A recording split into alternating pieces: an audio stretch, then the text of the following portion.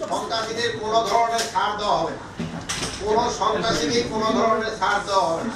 আপনারা সবসময় বলেন অনেক সময় সন্ত্রাসীরা খুব তাড়াতাড়ি জামিন পেয়ে যায়, এটাও যেন জামিনটা সহজে যেন পায়, এই জন্য আমরা তাদেরও রিকোয়েস্ট করবো যে যারা জামিন দেয় তারা যেন সন্ত্রাসীর বিরুদ্ধে আরেকটা আপনাদের ক্যামেরা ওটা আমাদের একটা সম্পন্ন হয়েছে।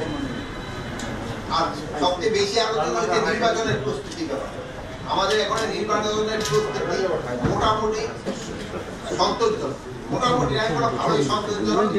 সব বাহিনী তাদের প্রায় শেষ পর্যায়ে নিয়ে আসছে, হয়তো কিছুদিনের ভিতরে আমাদের শেষ হয়ে যাবে, তারপরে আমরা হয়তো দুই একটা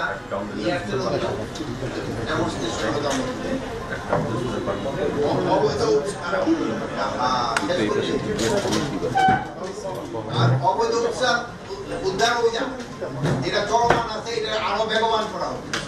কিন্তু কিছু কিছু অংশ কিন্তু এখনো রয়ে গেছে বাইরে, এগুলি যেন খুব তাড়াতাড়ি আমরা উদ্ধার করতে পারি, এই জন্য সব ধরনের চেষ্টা করা হবে।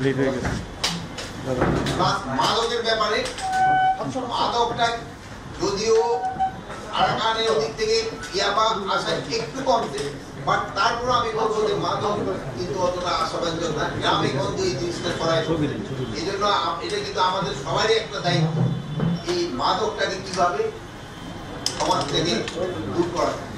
এটা ক্ষেত্রে আমাদের আত্মীয় স্বজন থেকে নিয়ে সবাই কিন্তু আমাদের নিজেকেও পরামর্শ দিতে হবে, আইন শৃঙ্খলা বাহিনী তারা কাজ করবে।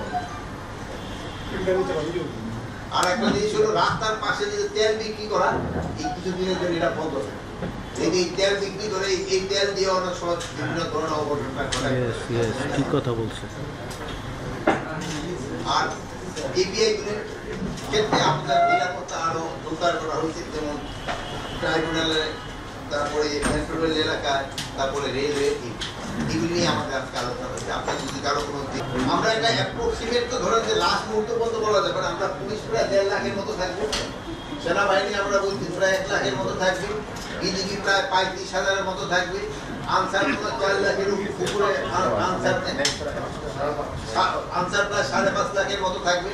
তারপরে আপনার নেভি প্রায় 4,500-এর ভিতরে থাকবে, কোস্টাল প্রায় এরকম 4,000-এর মতো থাকবে। শক্ত অবস্থানের জন্য আপনারা দেখছেন আমাদের পেট্রোলিং সংখ্যা বাড়ানো দেওয়া হয়েছে, এপিআই নিরাপত্তা আরো জোরদার করা হয়েছে।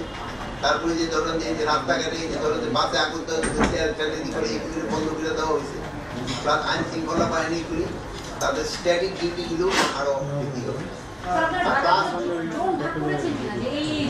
ঢাকা তো জোন ভাগ করেই আছে, এই ঢাকা তো 8টা জোনে বিভক্ত।